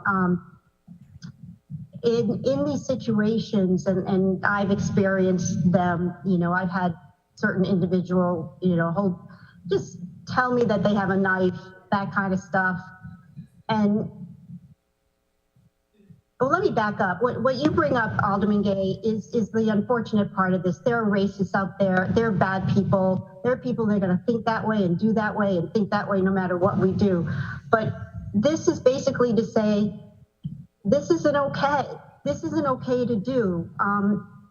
And so if it reaches a level, and when I say this isn't okay, I mean, wielding a knife and going back to, aggressive panhandling, which I agree with the Assistant City Attorney. I think we have to define better, because it should not be misconstrued with asking for money or sleeping on a porch or anything. This is willful aggression that is a problem downtown, especially in light of the outside dining and all that. Annapolis is it works for a lot of people, especially with the malls closed and everything. But again, this is crossing the line. And so when you call the police, they can't just give them a citation and move them along. This gives them the ability and to charge them with a misdemeanor if it reaches that level. So I just think that the definition has to be, I think I would propose an amendment to refine the definition so it really speaks to that situation and not anything else. And I look forward to Captain Miguez's comments, because she probably can speak better of the real life situations than I can, because I know she's been called out there for them. So thank you for your time. Thank you, Alderwoman Tierney. One question before we get to Captain Maguez. Ms. Green, is this piece of legislation referred to any other committee besides public safety? I'll have to check with you. I'll let you know. Okay, all right, thank you. Yes, Captain Maguez. So I wanted to speak to the enforcement aspects of this. This is a statute that it would not be, people would not be arrested for frequently at all, because for we get a lot of calls, I'll say, for panhandling, for aggressive panhandling. But you have to have someone who's willing to meet with an officer to tell them what happened. Then it has to rise to the level that's addressed in the statute. And then they have to be willing to come to court for this. You know, they have to be willing to put their name down as the witness, the victim, whatever you want to call them. And they have to come to court when it comes to court. And you know what? People don't want to come to court for aggressive panhandling. They don't. And so this is not one that is going to be used very often. Now, like I said, we'll get calls for it and we'll respond to it. But you will not find many tourists, you know, many people who are just going about their business shopping downtown who want to go to that level of involvement. I'm sure there's a lot of business owners and a lot of residents that want that, but in general, they're not necessarily the ones being aggressively panhandled. So, and I do understand, Alderman Gay, I do agree with you. These are the type of crimes that we're trying to get away from, right? These kind of things, you know, you know, but I think they're trying to make the statute so that it's something that's slightly under a second degree assault. That it doesn't rise to the level of, you know, causing a disturbance of the peace, but is still, you know, a hard fact of life in an urban area. We do work a lot, you know, with Justin Beeler with the county social services, and they do have a wonderful woman who goes around and does a lot of outreach. But we, you know, there are people that don't want to be housed in the situations that are available. I would love to see more outreach, you know, maybe a day center that was near downtown for them to visit as well. The ones that, the people down there that need that kind of assistance, so. Alderwoman Tierney, one question. Have you ever had to go to court on one of these cases? No, we talked to the assistant. You and I tried to address one situation. Right. And, you know, it's funny, Alderman Gay, just sort of comic relief, if you will. There's one individual, I think a lot of us know who he is, and he can get progressively worse, and he can be dangerous when he's drunk. And I have said to him, looked him in the eye, and I said, you know, you make homeless people look really bad, because I want people to think that all homeless people are like you. You know, it's unfortunate, because I don't think there should be legislation just for one or two bad people, but in a way we might have to do that to prevent them from doing something really bad, like stabbing somebody with a knife. I mean, even if it prevents that situation, then it's worth it. Like I said, it's a tough one to defend, but it's easy to sort of explain the situations where it's needed. Thank you, Alderwoman Tierney. Ms. Green indicated that this is the only committee that this legislation has been referred to, which is good, because we can certainly take our time with this if we like to. So I didn't want to hold up any other committee if it was referred to any other committee. I'll go back to a couple of things. The most practical thing is what Captain Maguez has said, that people first of all, people don't want to come to court for anything, to be honest, much less something like this, even though it is an issue at the time of the incident, which shouldn't make a difference, but practically speaking, in some ways it does.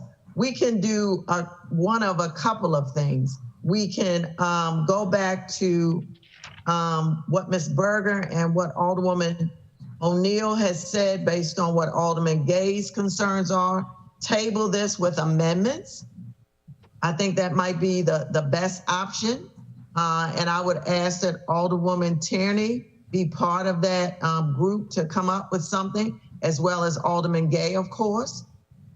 Or we could do possibly a sunset period for a year to see how that works. That's a possibility. That's kind of a second option. I'd like to hear your thoughts.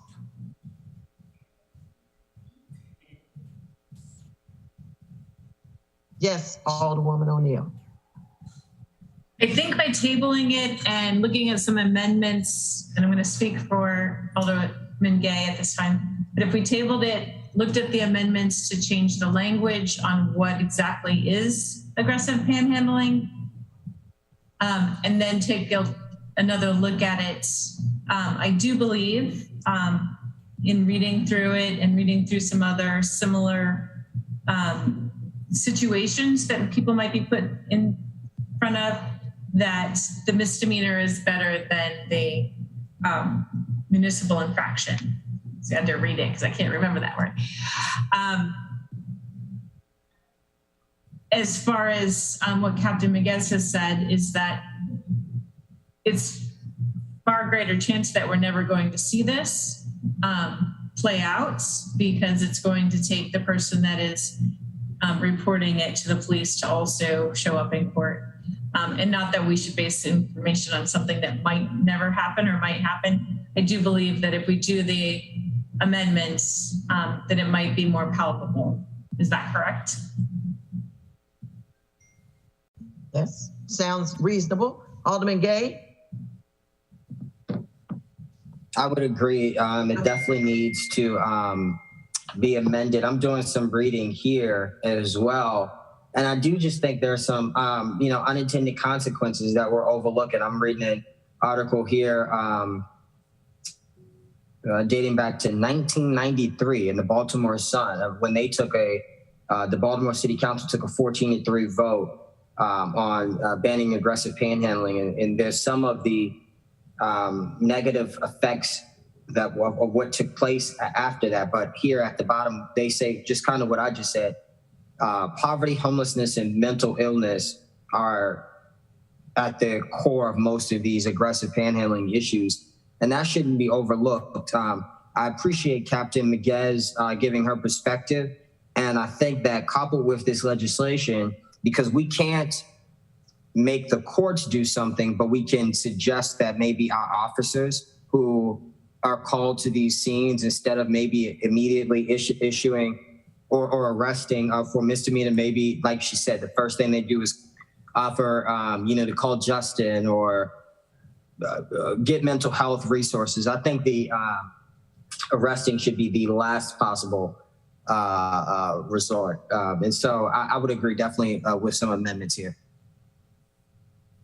Okay, Alderman Gay, just want to mention one thing from a practical standpoint. Especially for persons who are visitors to our city. Most of us, I would say on the council in the city, know who our, lack of a better term, aggressive panhandlers are. And so we are not necessarily frightened because we know them. But on the other hand, consider a visitor to our city, and even a visitor with children. It can be, I'm sure, a pretty frightening experience for children, especially of a certain age. Adults, we feel very safe within ourselves, but just to kind of bring that portion up to it too. We for lack of a better way of saying, we've kind of gotten accustomed to some of these things, but for people who aren't accustomed to it or who travel here, or especially those who have children, I think it can be somewhat of a frightening situation. Would you agree or not, Alderman Gay? Listen, I think I can walk anywhere in Annapolis at 4 a.m. and absolutely fear nothing. I don't think. And that's what my point is. That's my point. And maybe that is just me. That's the point I'm making. The things that take place here. But I just overall don't think in general. That's the point I'm making. That's the point I'm making. Yeah, it's that big of a deal. And I don't believe it that we are that dangerous of a city. And I think, again, the frustrating point for me, and I'm trying to block that out of my mind, but to see some of those comments coming in, you can clearly see what age and, racial demographic these comments were coming from. And I just would hate to see that energy used in a way to negatively impact the downtown area by either just too many, I don't know. So then, listen, I think I'll talk about it in the amendments. I don't want to dive into too much right now, but I do think this was great dialogue though. But I don't want us to have those comments dictate what we do. But you made my point exactly. We've grown accustomed, but just think about what I'm saying, especially when it comes to children. For children of a certain age, it can be a frightening experience. For us, like I said, we've grown accustomed. We can walk anywhere in Annapolis at 4 a.m. And I will quote you from now on, we are not that dangerous of a city. So I'm gonna keep that quote that you just said in mind when we start talking about other things that go on in the city. Of course, I stated that. I think that we are great. We have a little tiny gun issue, but other than that, I think that, we do a fantastic job. Okay, all righty. But do you understand what I'm saying about children? Of course, and as soon as you thought of that, I'm thinking of the little kids from St. Mary's walking across the street, and they would be petrified if somebody blinked at them, and so I get the perspectives. Not necessarily always St. Mary's children. It could be other children as well. We won't label children at all. Alderwoman Tierney. Yeah, just very quickly, I was just going to throw out an amendment, a very simple amendment for fodder.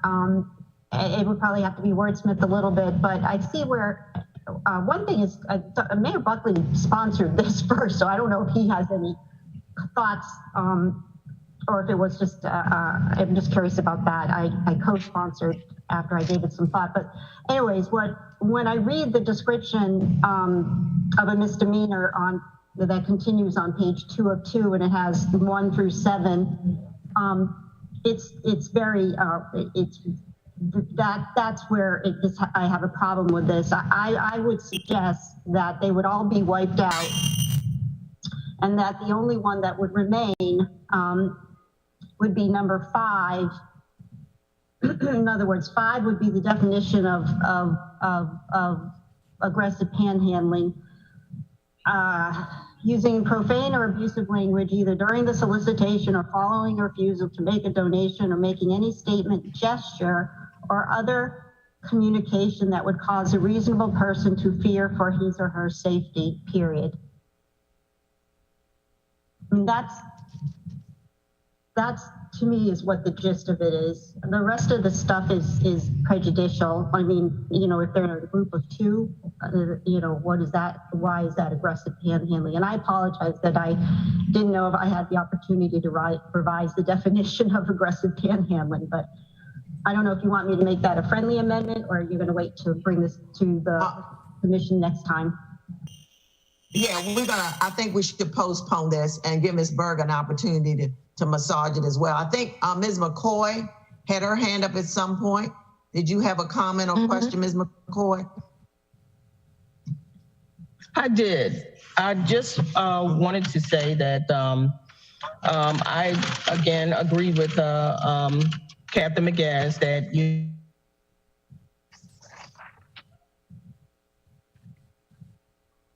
We can't hear you. Ms. McCoy?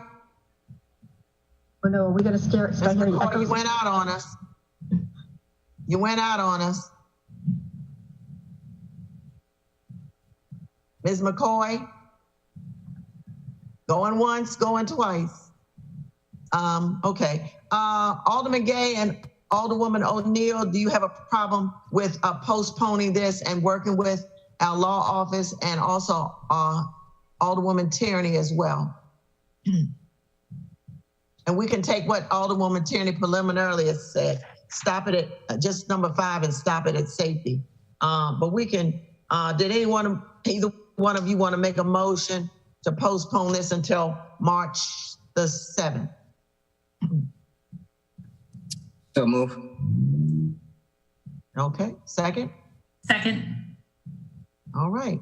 All in favor of postponing this piece of legislation, which is 0422 on aggressive panhandling, say aye. Aye. Aye. Aye. Any opposed?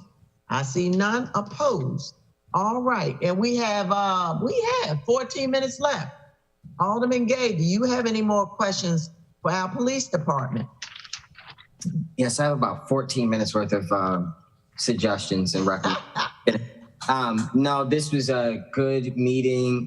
As I mentioned, I pretty much feel like, and this is just my general perspective as it relates to public safety. I've been reading a lot of comments out there and getting a lot of feedback from constituents about things that happened over the course of the last couple of months. And I'm focusing solely on our 2 resource centers in both Robinwood, Eastport Terrace, and Harbor House, and getting that prepared for, prime time in the budget.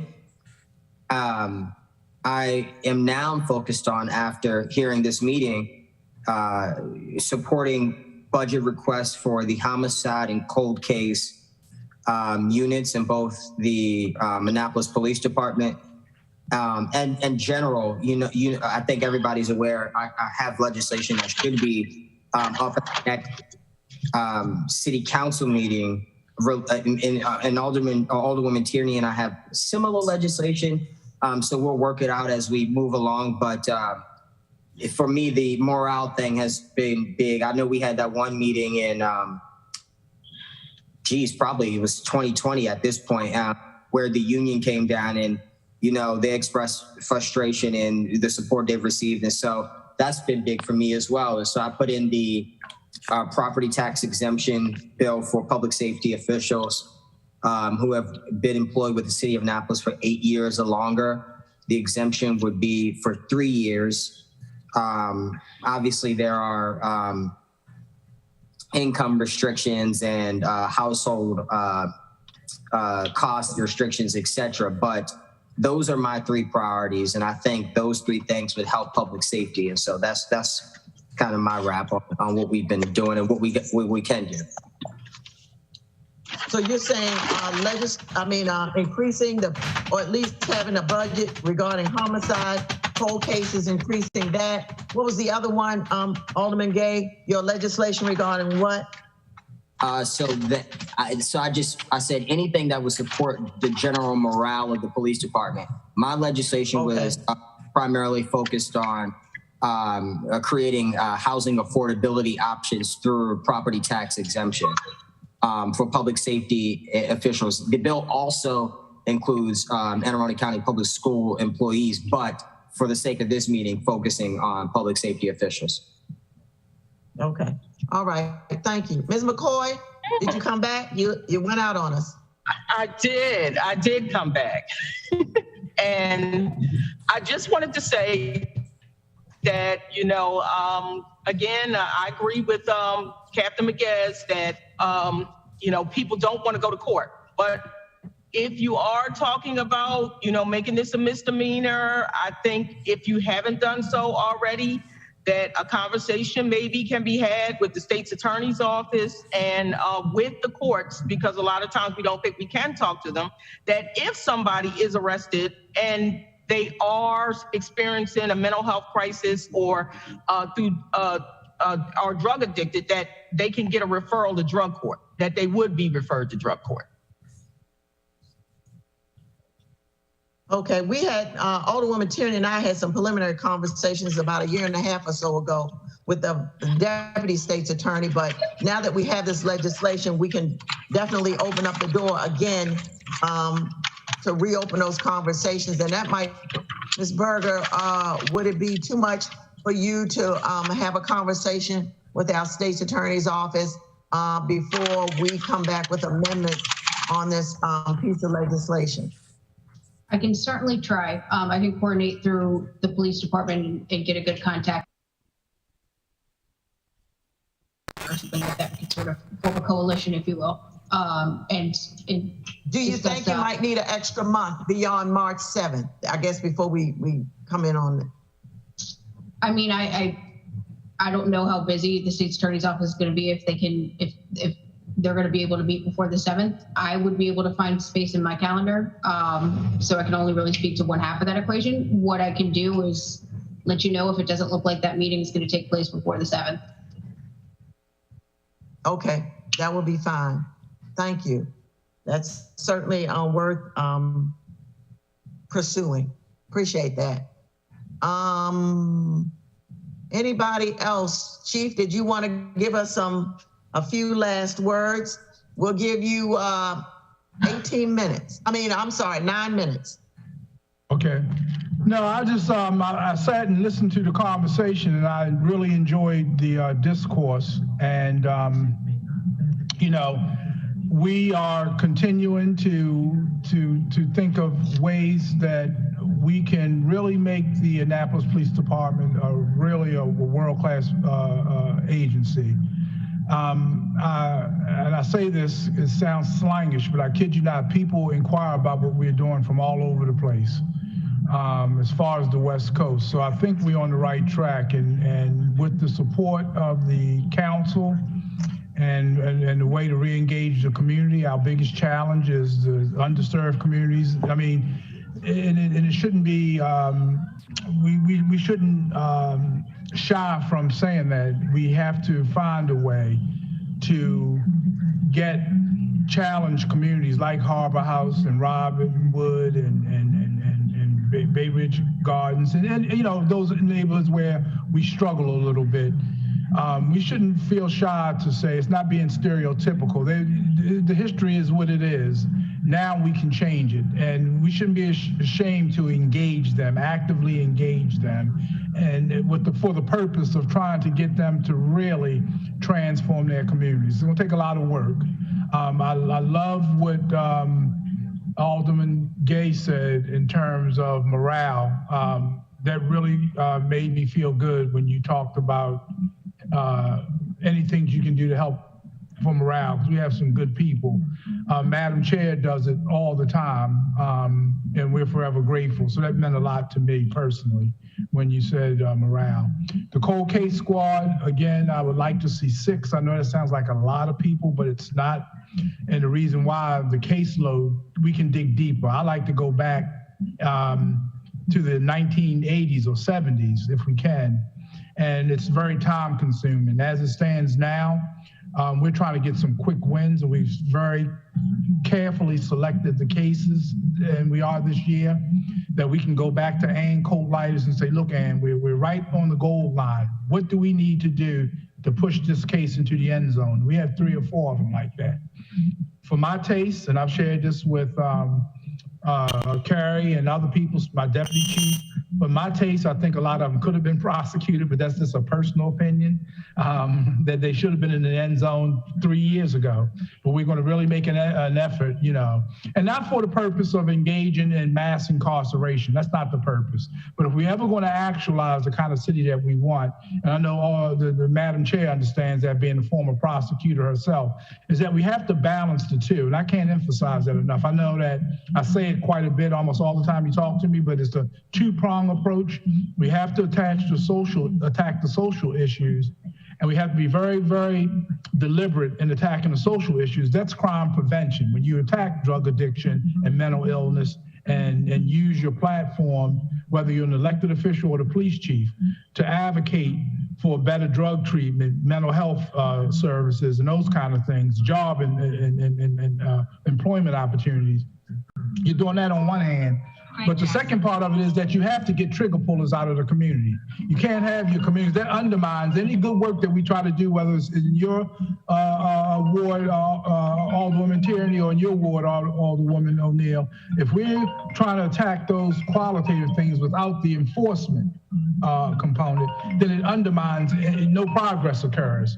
And so when you hear me talk about the FBI, using our federal partners to go after these trigger pullers or people who are bringing guns into the city and the county, then we're talking about getting those people out of the way. And that's what the reentry program is for. If they decide they're sincere about wanting to reintegrate into the community and become productive citizens, then we have a reentry program to help them do that.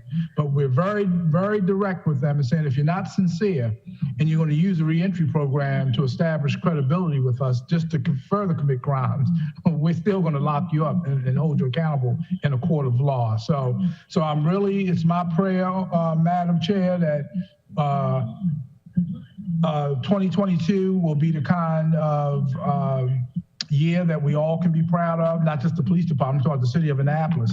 And at the end of the year, when we're talking about the end of the year for 2022, that we could all celebrate. Because, when I first came here, I said you have to celebrate wins, and COVID-19 got in the way of that.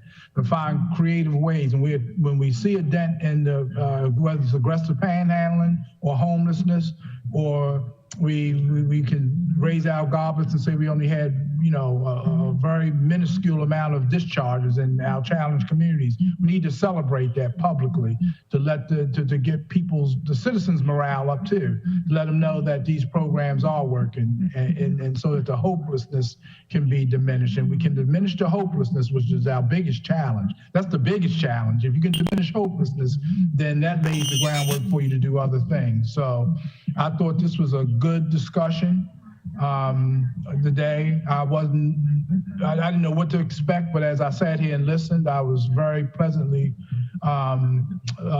surprised and pleased with the level of dialogue.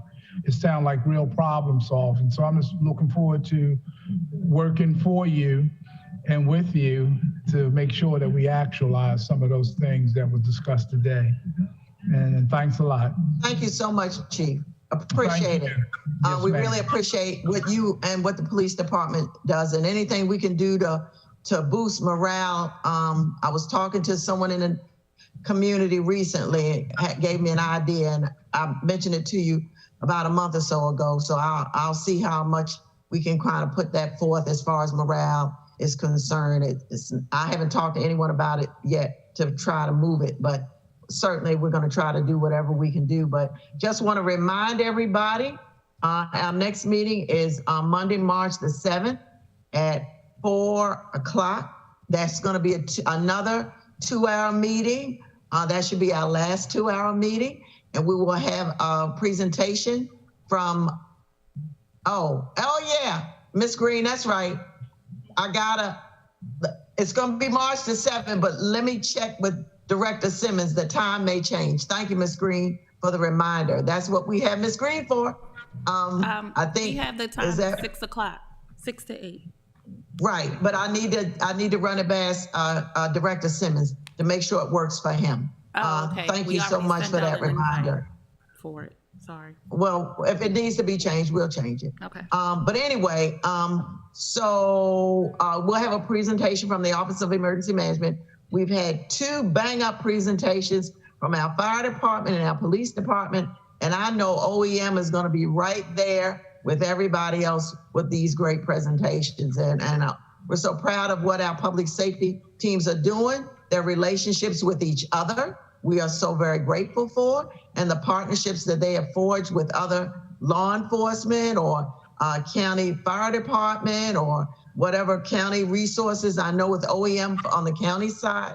So we're just grateful and blessed to have what we have here in Annapolis. And I'm going to repeat again what Alderman Gay said. I love it.